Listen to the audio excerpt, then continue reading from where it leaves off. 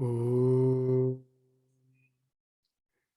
Tava Kathamritam Tapta Jeevanam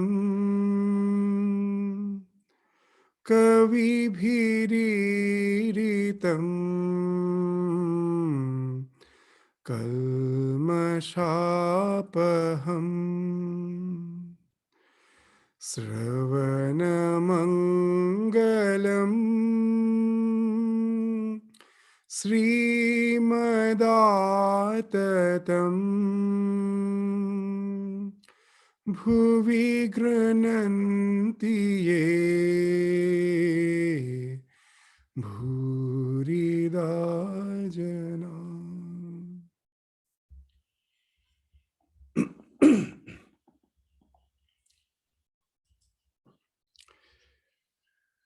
So in the last class before the break, we were in the portion where we find Sri Ramakrishna has visited Vidyasagar.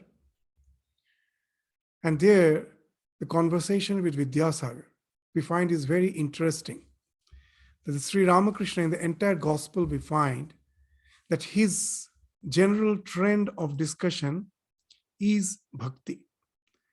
He's speaking in simple language about how to have devotion in God, in our day-to-day activities, that we should never forget the divine, that it should be like our toothache.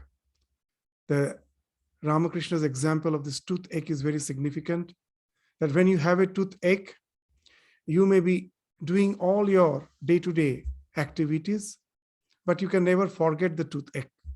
Similarly, as a responsible householder, we may have to take care of all our responsibilities, but let the thought of God be like the toothache, always be there in the backdrop of your mind.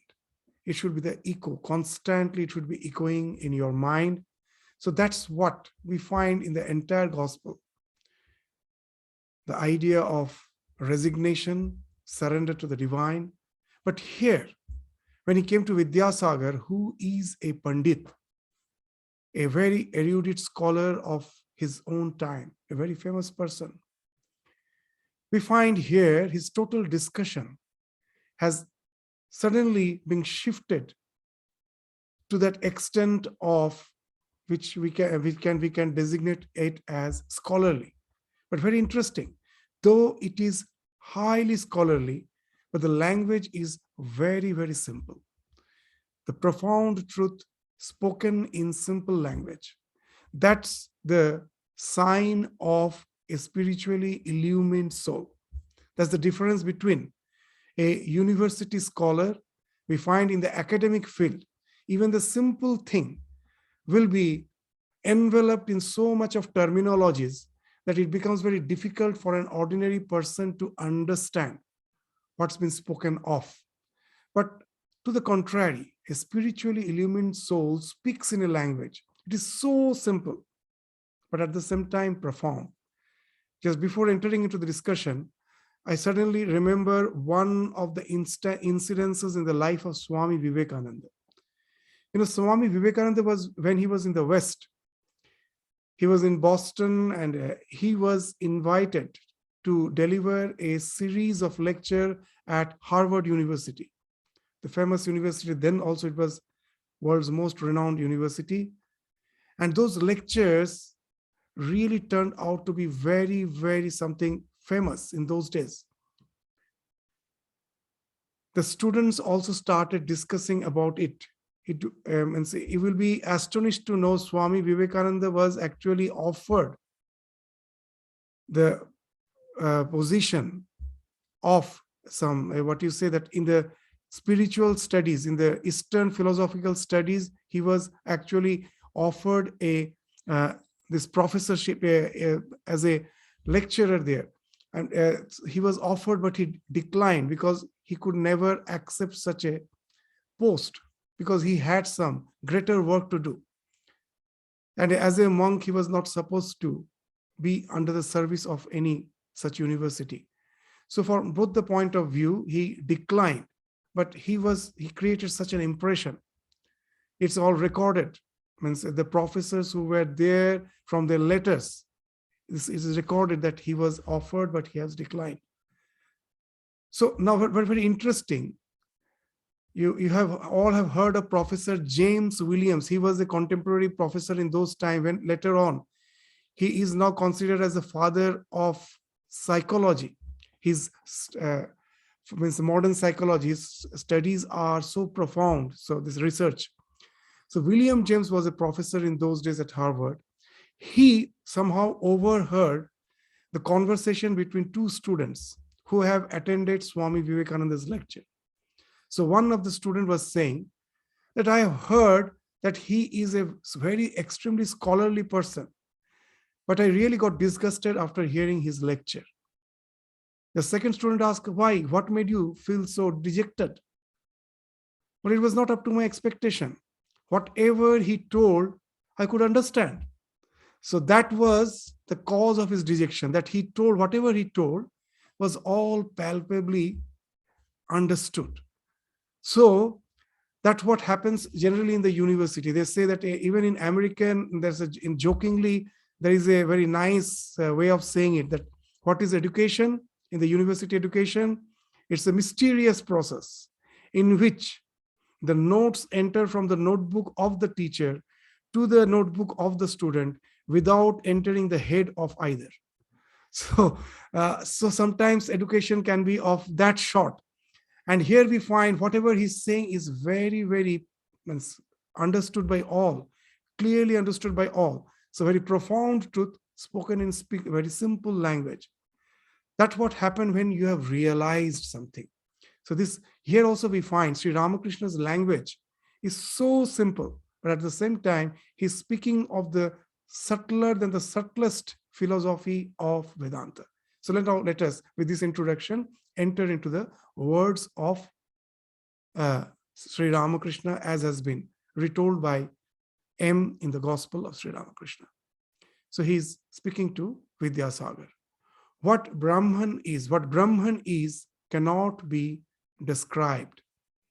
All things in the world, the Vedas, the Puranas, the Tantras, the 6 systems of philosophy have been defiled, like food that has been touched by the tongue, for they have been read and uttered by the tongue. Only one thing has not been defiled in this way, and that is Brahman. No one has ever been able to say what Brahman is. It's simple words. But what he's speaking, something really was remarkable, because even Vidyasagar, we will find, is appreciating that he have never heard such word, that everything has been defiled. When you are taking food, the food which you have touched by your tongue, no one else is going to touch it. That's what is meant by defilement. The food in which your saliva has been mixed, that is being defiled. So here he's saying all the knowledge, including the knowledge of the Vedas, the Puranas, what to speak of all the scientific knowledge, academic knowledge, all those knowledge, whatever we know as knowledge, which can be described, which can be deliberated through your language, all such knowledge is being defiled. So what Sri Ramakrishna actually is saying here, it's very interesting, that what's the only criteria for knowledge is realization. Unless you have realized something, unless you have experienced something, there can never be any knowledge. You may say, why? Even if I have not experienced something, when something is spoken of, from that we can have some knowledge. All the conceptual knowledge comes through language. But if you really go into the subject, you will find what's the process of learning. All the language is nothing but encoded experience. Suppose I have tasted the mango and I experience that it is sweet. The sweet is just a word. What actually the corresponding experience I know, that has been designated as sweet, and it has a nice flavor. Now, these two words, sweet and flavor, the mango is sweet and flavor. Can just these mere words help you to explain someone who have not tasted the mango? However you may try, throughout your life you may try, it's impossible. So only one who have tasted the mango, immediately he will nod his head and say, yeah, what you say is correct. What is happening? Language has encoded your experiences, which can be decoded only by someone who have similar experiences. Unless we have similar experiences, language is of no use. You all can easily understand that. So language is an encoded experience which can be decoded only by one who has similar experience. Otherwise, language has no meaning. So now all the scriptures, with all its do's and don'ts, everything is something which we can relate through our experience. How the language has helped. In modern science, they speak of dual representation. It's a very interesting theory that when the evolution was happening, biological evolution was happening, the entire evolution was, in the process was that if we can add more muscles to our existing muscles, if we can multiply the muscle cells, we grow in strength, and that speaks of evolution.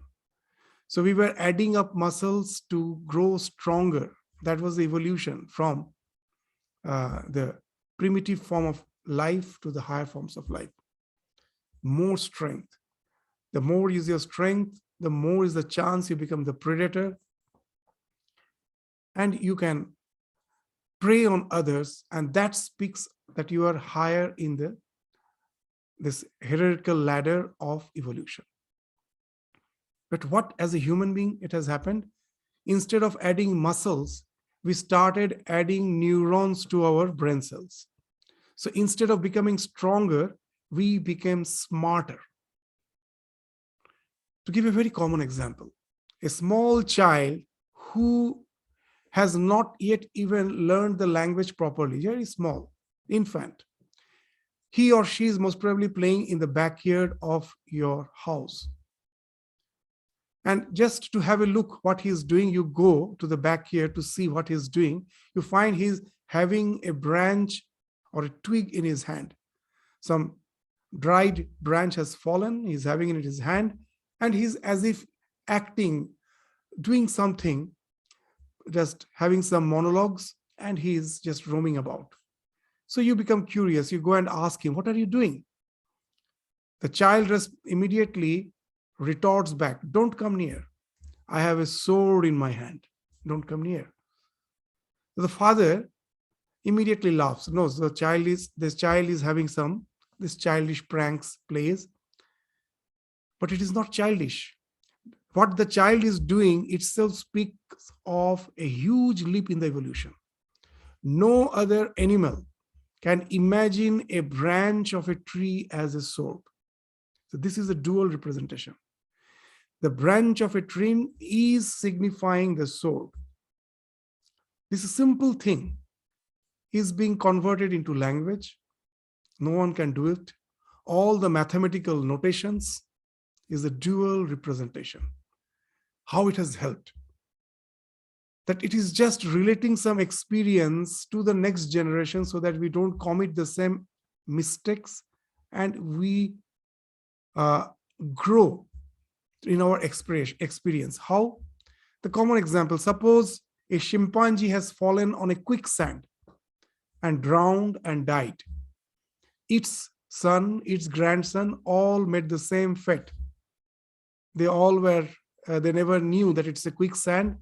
While passing through it, the chimpanzee died, its sons died, its grandchildren died, its most probably great-grandchildren died that way. But as a human being, when you know that some place is having quicksand, only one display is required. That don't proceed forward, there's a danger.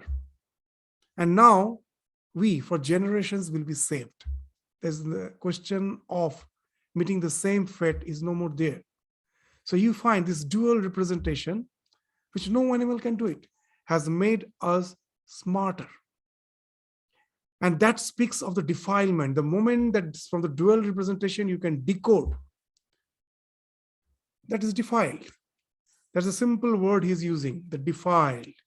So all the knowledge which is available in the scriptures, the books of the do's and don'ts, or of all the things we can do technically in a skillful way, all speaks of that knowledge which comes through that process of defilement, encoded experience, decoded by someone who have almost similar type of experiences. But here, the Brahman, it is something which cannot be described because of two reasons. What are the two reasons? First is, it's a rare thing. It's a very few person has ever succeeded in really calming down the mind to go to the realm of no mind and go beyond the mind and experience the conscious principle which is beyond the mind and which is the substratum of the entire existence. So this is the process in all the religious tradition, whatever may be the language, they're trying to relate to that type of experience. If you read the language of the mystics of all the religions, they speak of this non-dual experience when you go beyond the mind. And they're all the religion, actually, they're all the religion meets. It's not in the doctrines and dogmas. It's in that ultimate realization, that mystical realization of non-duality, where all the religion meets. If you read the language of the mystics, you'll find they're all speaking in the same language, same manner. What happens? Any religious tradition, even if those speaks of God, when anyone who is really absorbed in the religion, not just satisfied with the belief system, if God is, I want to realize. And that type of absorption, that tremendous necessity to realize God, that urge makes their mind one-pointed. That one-pointedness at last can lead to that realization, which happens only when you can go beyond the mind.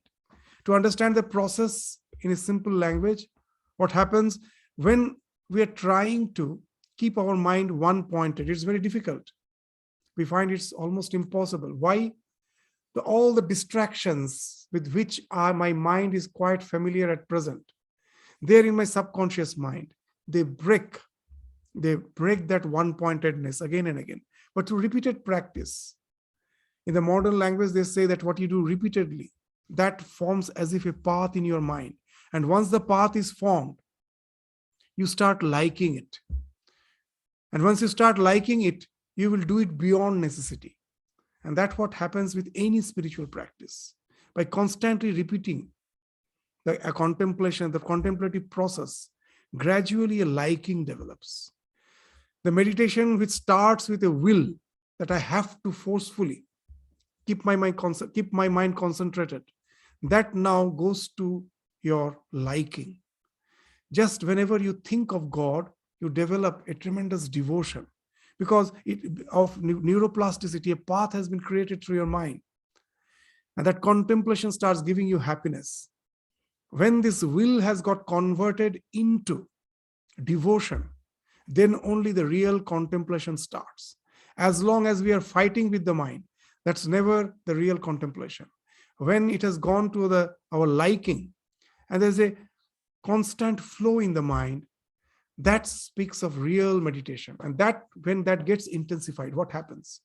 Whatever may be our belief, forget about all the beliefs. Whatever may be your belief, that belief, when it becomes an intense absorption in your mind, what happens? It creates a flow. The neuroplasticity now creates a flow. What's the flow?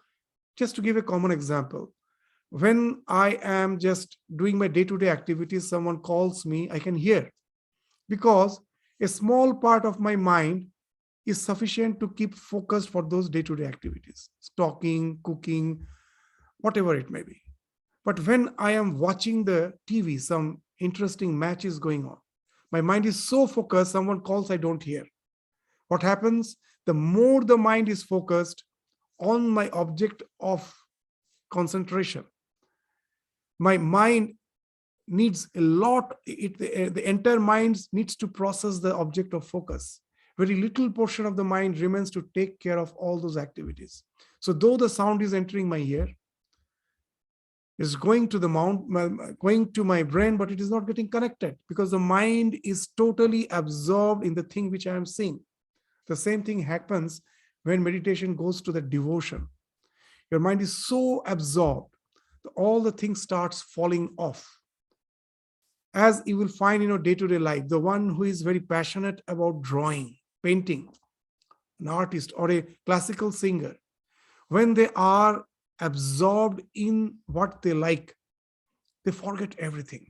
They forget hunger, they forget thirst, they forget they're tired. Maybe throughout the night, they're absorbed in what they're doing.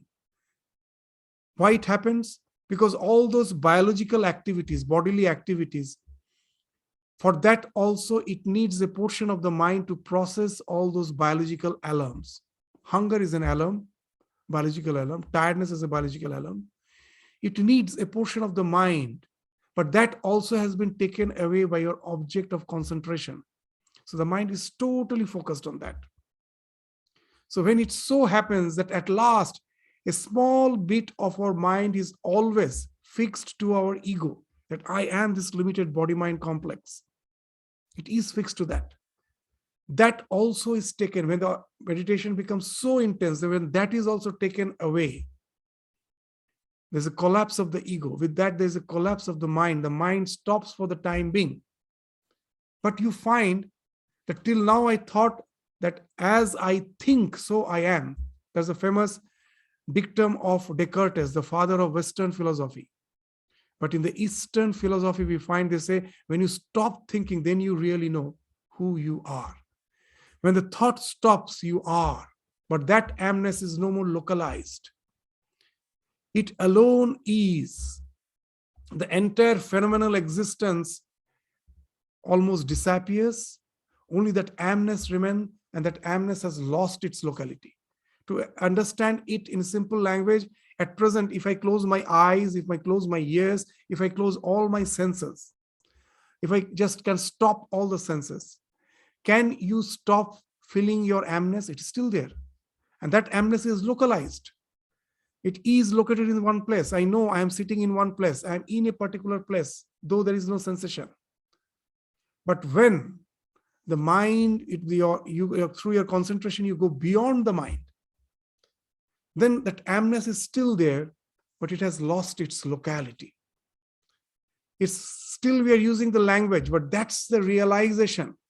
These are all noise, what we are saying. That's the realization which very few rare souls have experienced. The same William James, after studying the mystical experiences of all the religious traditions, he told that this has two aspects, all the mystical experiences of whatever religious tradition it may be. There's noetic, means you feel that what you have experienced is not imagination. It is true. Just the way when I see a flower, I know it is there, it is true. That experience gives you a feeling it is something, it is truth. So that's why in the song which we sing for the Arati, that Ramakrishna's realization took him to a situation where he's Gata Samshaya Dhrira Nischaya. Samshaya has fallen off, all the doubts have vanished. Dhrira Nischaya, that he has a tremendous conviction that it's not imagination, it's true. But at the same time, it is ineffable. How nicely William James, after studying the mystical experiences of all the religious tradition, have used these two words to explain that mystical experience. Noetic, ineffable. It is something palpably experienced, but at the same time, it is avanga manasagochara. That why it is ineffable? First, very rare souls, rare fortunate ones, goes to that realization, when he comes back from that realization, now the entire world doesn't have that bank of experience. They don't have. When just the way if I alone have tasted mango, no one else have tasted mango, can I explain the taste of mango? Impossible. However I may use my language, it is impossible. They cannot decode it because they don't have the same fund of experience. Here also, the majority don't have that fund of experience. So however you may try, it is impossible to explain. In some other place, Sri Ramakrishna very nicely says that when someone says that, can you please relate your experiences, the young ones who in future became the sannyasis of the Ramakrishna order, they asked Ramakrishna, can you explain your experience? He really tried. And then at last, unable to relate his experience. What he's saying is interesting. I'm trying my best. The mother but my mother as if is coming and holding my mouth, is not allowing me to speak because it cannot be spoken of. You cannot describe. So first reason is it is something which is rare. But as per the realization of Brahman is concerned, there's another reason. We can never explain anything in this world. What we explain is just the attributes. When I say red flower, what defines the flower? Its redness, its shape, its texture. But what the real flower is, can we ever explain? No.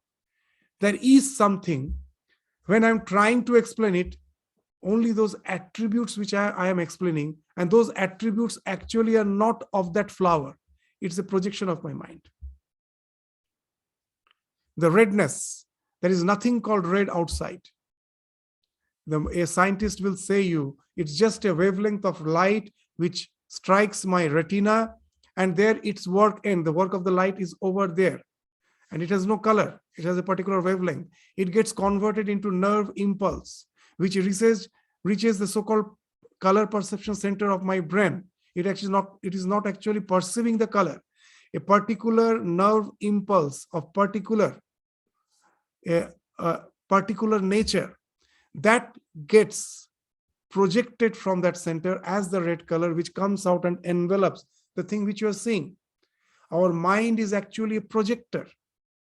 We are yet to develop such a projector which can project 5 senses. With the modern science, with all our technology, we can have this 3D projection of light and sound. It cannot project smell, touch. It cannot project smell, touch, and what you say that the other this sight, sound, smell, touch, and taste. So it cannot project the taste. But our mind is something even much more technologically advanced. It is projecting these 5 senses, and these are all projections of the mind. So it's a very interesting thing, but at the same time, it is not imagination. There is something. It's not that there is nothing. There is something which is being projected as this red flower with this texture, with this color, with this smell. All these things are projected with the mind. So there is some existence.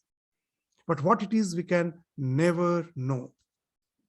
So this is a thing which is a basic understanding, even with the science. With science, we can understand that. So what Vedanta is asserting, that existence is the only thing which is, and which can never understand with the mind. Because whenever I'm trying to understand with the mind, it is the mind which is projecting all the colors, sight, taste, smell, all those things the mind is projecting. The way the mind is projecting, I am bound to see that way. So what it is, I don't know. It is only when I go beyond the mind to be established in that non-duality, then alone you experience that, which is beyond all attributes. Now, anything which is beyond attribute, it is almost impossible to explain with a language. It is only because the language only speaks of the attributes. Sri Ramakrishna gives a very wonderful example in some other place. See, when I'm tasting something sweet, I know it is sweet. I can use that word sweet. Sour, I can use. Now, we all those who have tasted clarified butter, ghee, you know it is neither sweet nor sour, but it has a taste. But you fail with, as per your language is concerned, you fail to explain it. What's the taste? It has a taste. So if the attributes are not there, you can experience it, but you cannot describe it. So in the words of Sri Ramakrishna, Kamon ghee na jamon ghee. What is the taste of ghee? The one who have tasted, he alone knows. So here you will find what a wonderful thing. Sri Ramakrishna's words are so simple. The thing which are having no attributes, it is almost impossible to describe, though it can be experienced. It is experienceable, but it is not describable. So same thing happens with the Brahman, the substratum of the entire existence with which we are relating within and without. Everywhere we are relating to it, that existence which you cannot deny. It is not mere imagination. Here is the basic difference between Buddhism and Vedanta. In Buddhism, they speak of subjective idealism, that everything is a projection of mind. Outside there is nothing. Vedanta says, no, there is something that is being projected as something else. Where the mind comes into picture, it projects into something else. So that's the thing which is existence. That is the eternal existence. Nothing can deny its existence. It is Trikala Vadita. It was, it is, it will be. Past, present, future. And nothing can interrupt its existence. So in Vedanta, they assert that alone is truth, whose existence can never be denied either in past, in present, or in future. Simple examples helps us to understand that. Suppose in the twilight hours, a rope is lying on the street because of the darkness, not sufficient light. I see it as a snake. When I'm seeing it as snake, I can never realize that it's a rope. But actually it is. When I'm seeing it as a snake, still it is rope. And when my ignorance will fall off, when my delusion will fall off, still it remains the rope. It was, it is, it will be rope. So as reality, as a rope, it is the truth. It is absolute reality. As rope, nothing can deny its existence in past, present, future. But as snake, it's not real. For the time being, when I got deluded, it became snake, as if. It really didn't become snake, but I started seeing it as snake. When? From the inception of the delusion. And it remains the snake when the delusion falls off. Till then, it remains the snake. So snake is not the truth, because it is not Trikala Vadita. It was not there, it will not be there. For the time being, Vyavaharika, for the time being, because of my ignorance, it appears as snake. The entire world is like that. With the mind, when I'm trying to relate to it, with all the attributes comes into picture, and that's what I am seeing. What I'm seeing is the map of reality. It's not the reality. These examples we give again and again, that when I'm going through the streets of Melbourne, and I come back to have an idea of the network of roads, I draw a map. And all the so-called freeways I draw, say in green color, all the merging roads with red color, and all the exits in blue color.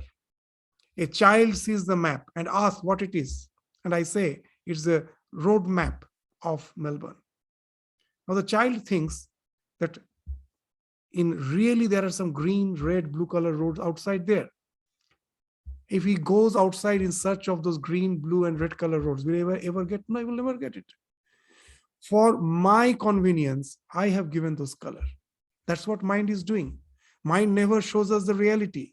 It's for convenience in our day-to-day activity. It shows, and this is the thing, becoming more and more palpably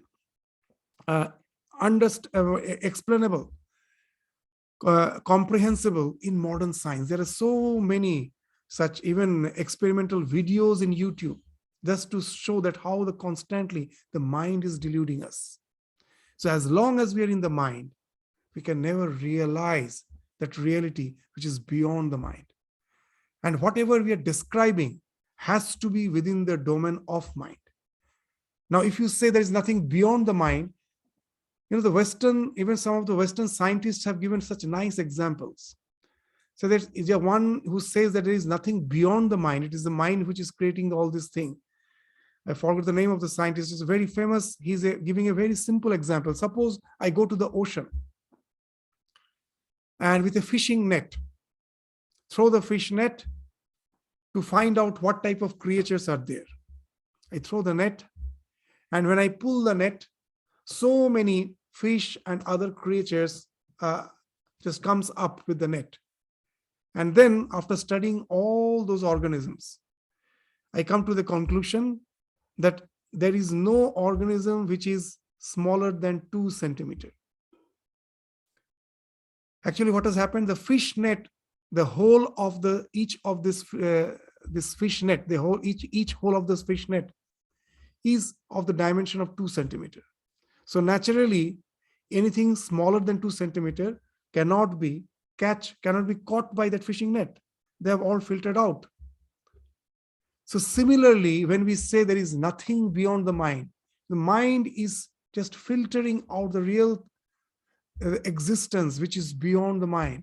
So it's similarly saying there's nothing beyond the mind.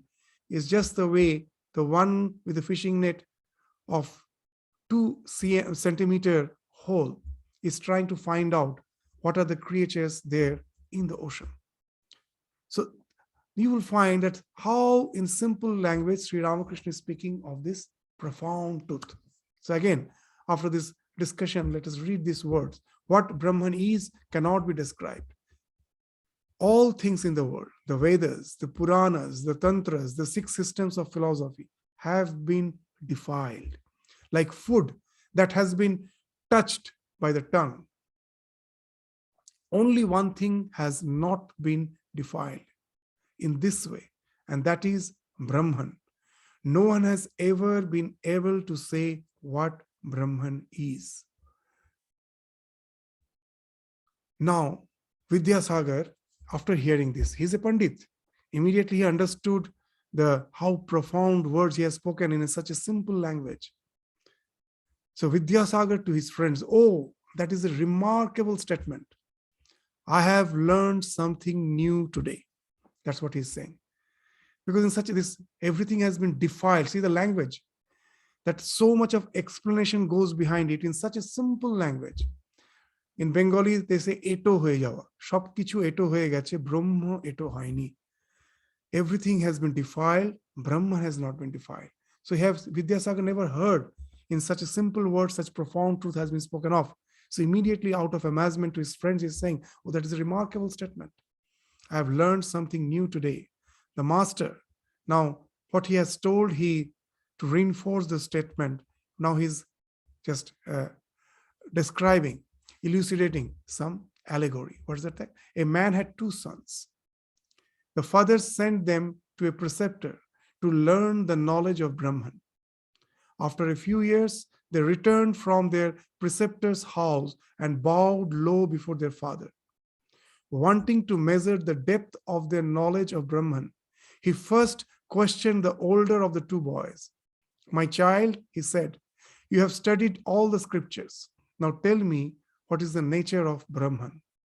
The boy began to explain Brahman by reciting various texts from the Vedas. The father did not say anything. Then he asked the younger son the same question, but the boy remained silent and stood with eyes cast down. No word escaped his lips. The father was pleased and said to him, my child, you have understood a little of Brahman. What it is cannot be expressed in words. So as in the scriptures it is being mentioned, avang manasa gocharam. Avak manasa agocharam. It is beyond vak, cannot explain it. And not only that, when I just like the taste of ghee is experienceable, but it cannot be explained. Because my mind processes that taste, but it is a manasa gocharam, because it's beyond the mind. Even the mind cannot process, because it is the eternal subject. The subject can never be known. I can know the object, I can never know the subject. The ultimate subject can never be known. Even in simple words, Swami Vivekananda explained it to a small child in America. Swami Vivekananda was once meditating, and a small child never knew what meditation is. So the house in which Sri Ramakrishna, Swami Vivekananda was as a guest, the child of that house, the host's child, he came seeing Swami Vivekananda sitting in meditation. He never knew that it's meditation. He simply came and sat on Swami Vivekananda's lap. Naturally, obviously, he opened his eyes. And the moment he opened his eyes, actually the child came with a question. He found that this man speaks of God. So this child never understood that what all those explanations of God, because he's a small child. But he had a very, very pertinent question that I'm not bothered about all those discussions. My simple question is whether God is, whether God is really there. And Swami Vivekananda with a smile told, yes, my child, there is. And the next question, this child's question is very practical. Can you show it to me? That if God is, show it to me. As simple as that. Swami Vivekananda replied, can you see your eyes? So that was his reply. The child never understood that time, but he remembered this Swamiji's words. When he grew, then he really was marveled by what Swamiji told. With eyes, I can see everything. But can you see your eyes with your eyes? The subject can never be known. That's the first sloka and the second sloka of the Drishya Viveka. With the eyes, I see everything, but I cannot see the eyes. Whatever falls on my eyes, the mind processes it. With the mind, I cannot see the mind. For that, there is some eternal subject behind the mind who can see what's going on in the mind. Who is that eternal subject? That cannot be known. If you know it, it becomes an object. Then it leads to ad infinitum regress. You have to go on. You have to just go on. There's something thinking behind that, behind that, behind that. You have to stop somewhere. And where you stop, that cannot be known. The subject can never be known. The moment you know the subject, it becomes an object. So when you have really realized that it is something beyond the mind, avang manasa gocharam, it's beyond the mind. So it is almost impossible to describe Brahman, the one who remains silent. So to his father is appreciating him, that you must have somehow understood a little of Brahman. What it is cannot be expressed in words. The other child was just simply relating what has been spoken of in the scriptures, but that actually in real sense make no meaning, doesn't really make any sense. In the words of, let us go back to the words of Ramakrishna, men often think they have understood Brahman fully. Once an ant went to a hill of sugar. One grain filled its stomach. Taking another grain in its mouth, it started homeward. On its way, it thought, next time I shall carry home the whole hill. That is the way shallow minds think. They don't know that Brahman is beyond one's words and thought. However a great man may be, how much can he know of Brahman? Shukadeva and sages like him may have been big ants, but even they could carry at the utmost 8 or 10 grains of sugar. Now, Sri Ramakrishna has encompassed all the philosophies. He used to say, Aghe hobi keno, never be one-sided. So sometimes we say Ramakrishna is Advaiti. No. Very nicely, if you can relate to these words are so simple, sometimes we cannot relate. Just now he was saying Brahman was avang manusa gocharam. Now he comes that he cannot be understood fully, and he is so big that with our mind we cannot conceive him. You cannot think of him. What he actually is saying is very interesting. When through that contemplation we go, when our mind merges in samadhi, we know that everything is that non-dual experience, that non-local consciousness alone exists. When you again come back to your mind and see the world, you find that non-dual consciousness is appearing as the world. So like an Advaitin, I say, this world is not there, Brahman alone is there, which is appearing as this world. So in the Upanishads, when we read Neti Neti, we find Shankaracharya is interpreting it as not this, not this. That Brahman is not, whatever I'm saying is not this, not this, beyond that. And I think I have understood Brahman. But Ramanujacharya, he is again interpreting this word ne iti in a different way. What he's saying, instead of saying not this, he's saying not only this. Now, Sri Ramakrishna, we will find just a few paragraphs later, he will speak of Vijnani. The Jnani is one who has realized Brahman. Vijnani, who is coming back from that state and sees the universe, sees everything as the projection of the Brahman. And if he can really relate to that projection, he will, instead of saying not this, he's bound to say not only this, not only this. What actually this means? That with my mind and senses, limited mind and senses, I see the world. But this world, I realize that it is a projection of Brahman. That also I realize. But then I come to the conclusion that the Brahman has projected himself to what I see. But he's even beyond that. To give an example, when the white light falls on the prism, it breaks, we say it breaks into the spectrum of 7 colors. Vibgyor. But is it true?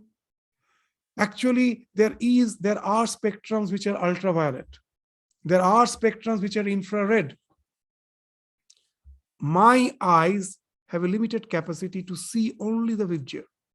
So if you say that the light has projected as Vibgyor, I'm mistaken. It's not Vibgyor. There are infinite spectrums. I see only the Vibgyor. There are so many spectrums beyond the violet, they're ultraviolet. There are so many spectrums beyond the red, infrared. Our world is limited. Even in this world, if you go to the zoo, you will find where the nocturnal animals are kept, it's dark. And where they are kept in those glass cases, there's some very feeble red light is there. Why red light? That's the frequency where our eyes and their eyes matches. They see beyond that. They see below that. We see above that. At night, when I see dark, the nocturnal elements can see clearly, because that night it is not dark. The sun rays, which are not falling directly on the hemisphere, which is on the other side now, but it is the diffraction, do speak of some light even on the dark hemisphere, which I cannot see, that infrared light. There are nocturnal animals that can see. So what is day for me is night for them. They cannot see beyond that, above the red frequency. For them, our day is their night. You will find an owl, if it has not gone inside its hole before the day breaks, the crows will come and start pecking on it because it's blind. It cannot see anything. It has to go in its hole before the day breaks in. It cannot see in the daytime. So this, in the same world, you forget about heaven and hell. Just as per the animal kingdom is concerned, if a pigeon is here sitting in the ashram, he can hear the wave, the noise of the waves of the ocean. I cannot hear from here. Their ears are so sharp. You know, the dogs are used for all detective purpose. The smell, the sight. Their world is totally different from ours. The same world appears so differently for so many animals. So now you will find that how interesting is this Ramanuja's interpretation, that the Brahman is Lilamaya, the ultimate reality. We don't know why he is projecting, but he has infinite dimension of his projection. We can see only a limit of it. So just to say that he is not this and say something limiting him. But it's a better way of saying is not only this, that ultimate reality, which after all is not the projection, but has projected itself to so many dimensions, which is even beyond our perception. In the words of Ramakrishna, tar iti kara jayana. You cannot say he's only this. In Bengali, iti, even in Sanskrit, the word iti means end. You cannot say here it ends. Tar iti kara jayana. So So from the Advaitic point of view, where you are negating the phenomenal existence, but from one point of the Vijnani, when you come back, you are bound to experience that, realize that fact, admit that fact, that he is beyond what even is projected. So that way, when I say that I have understood Brahman, it is a very limited understanding. Even when you are merging, it is beyond mind. And when I come back, I emerge from Samadhi and I realize through the mind what I am seeing is actually Brahman. Then also I cannot realize him, because what I am seeing is just limited. He's something projecting himself far, far beyond my realization. All the ideas of heaven, hell are all here. It's not in some different dimension. It's only our level of consciousness changes, and here itself, all the heavens and all the hell becomes palpably visible as per our level of consciousness. So there are so many dimensions of existence. All those dimensions of existence is being projected from that Brahman. So he is beyond the mind, and when projected through the mind, he is beyond what we are perceiving. We cannot limit him. So all the Sukadeva and other sages, what they have seen, yes, their realization is something more encompassing than ours, but it's still just like one of the big ant. Maybe it can carry one or two more sugar grains, that much only. So that's what he's saying. So let us again read the words. Men often think that they have understood Brahman fully. Once an ant went to a hill of sugar. One grain filled its stomach. Taking another grain in its mouth, it started homeward.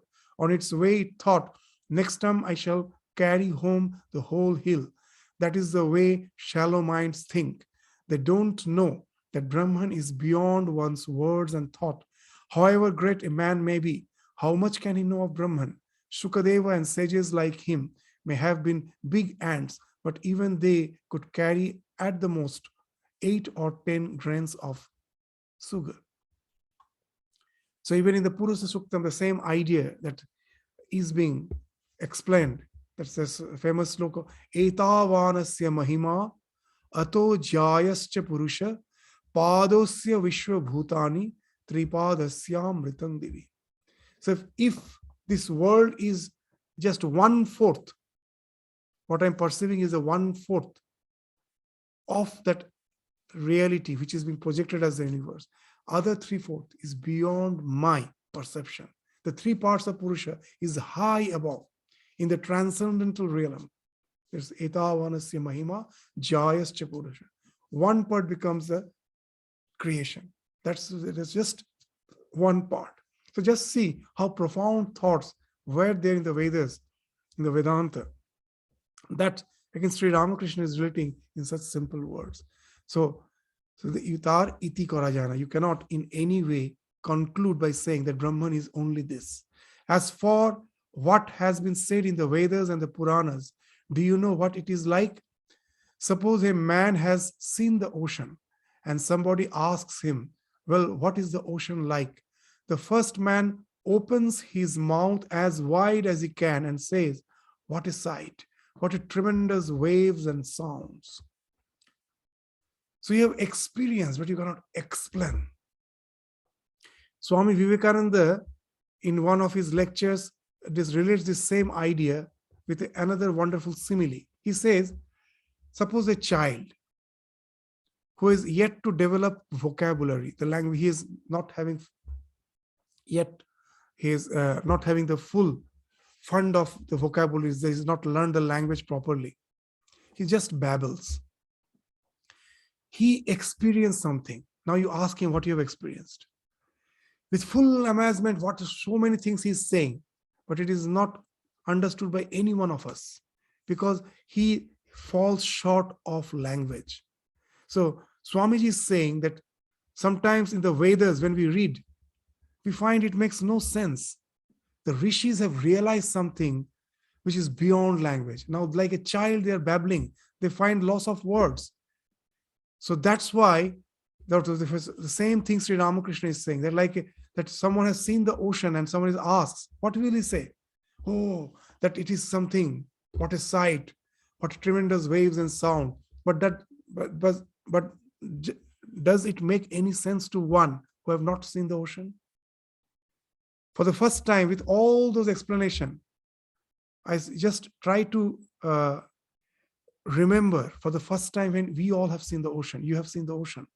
You have heard something. Ocean is that expanse is almost endless, wide. It's something vast. There is no, you cannot see the shore. We have heard and we thought, oh, I have understood. But just try to relate to that feeling, that amazement, that wonderful feeling when you really saw it. And we all felt that the words just fall short of that experience. So that's the thing which is being indicated here by Sri Ramakrishna. That suppose a man has seen the ocean and somebody asks him, well, what is the ocean like? The first man opens his mouth as wide as he can and says, what a sight, what tremendous waves and sounds. The description of Brahman in the sacred books is like that. It is said that in the Vedas, the nature of Brahman is that Brahman is of the nature of bliss. It is Satchidananda. So this word Satchidananda, this is very confusing. With this, we will stop our discussion. That we say Brahman is beyond attributes. And here is a fight between the dualist and non-dualist. They say, why? The Upanishad says that he is Satchidananda, he is Sat, Chit, Ananda. These are the attributes of Brahman. He is Sat Swarup, he is Chit Swarup, he is Ananda Swarup. How can he be beyond attributes? But if we really understand this word, Sat, Chit, Ananda, we will understand that it is not actually attributes. It's a negation of all the limitations we have of any existence. When I think of myself, what I think, I was born at a certain point of time, I'm going through some changes, and I'm going to die at a certain point of time. The one who have realized the ultimate reality, he says, no, you are Sat. Sat means that is which is Trikala Vadita. It was in the past, it is in the present, it will be in the future. So I was not born at a certain point of time. I was beyond that. I am, I will be. So just see, the word Sat is a negation of the limited existence. And then immediately when you say, oh, that you're saying that I was there, I am, I will be, then yes, even the modern science says that everything is after all matter and energy. So at last, as energy, as matter, most probably I am there. So here again, the Upanishad is negating that limited idea. No, not inert. Your Chit Swarupa. The real Swarupa is not only Sat, that I know energy is indestructible, but not as energy, as consciousness, as Chit, as Chetana. Chetana is the fundamental principle. What I see as things is not the reality. It's a projection. The real thing is there's nowadays they use these terms that it is something not what I'm seeing is not real. It is epiphenomenal. Consciousness is not epiphenomenal. Previously, we used to think that by the conglomeration of matter, consciousness has came out. Even in the modern science, they have started getting the inkling. That's not the fact. In quantum mechanics, it's very difficult to deny the fact that without the consciousness, you can never think of matter at all. Previously, we have discussed so many times that it's only when there is a witness, then the probability collapses into reality. Otherwise, this reality is not there. We won't go to the discussion, but just we are giving an inkling of that idea that the ultimate reality is not matter or even energy. It is the consciousness. So that's why this is a negation of the idea that Sat Swarupa, which is indestructible, is not matter, is not inert, it is Chit. And now again you may feel, okay, if it is Sat, it is Chit. Most probably I am going through these dualities of happiness and sorrow through eternity. For some time I am just in ecstasy, and then again I am dejected. All these waves of happening is disturbing me. So again the Ananda is a negation. It says no, that ultimate reality, which is Chit Swarupa, which is consciousness, is always in bliss. It is beyond these dualities of joys and sorrows. how it is that even with our day-to-day experience, we can understand that it is that eternal blissful existence. We will try to understand with some help of simple examples.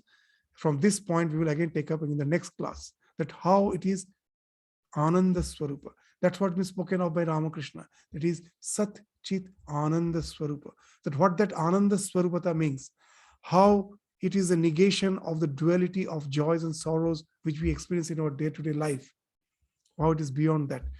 With that, we will again take up our discussion again in the next class. So you will find it is full of that jnana. As he is with the Pandit, with Vidyasagar, his language has totally changed. The way he's relating to him is something very, very profound, but at the same time, the simple. The language is very simple. So again, we will take up in the next class from here. Thank you all. Namaskar.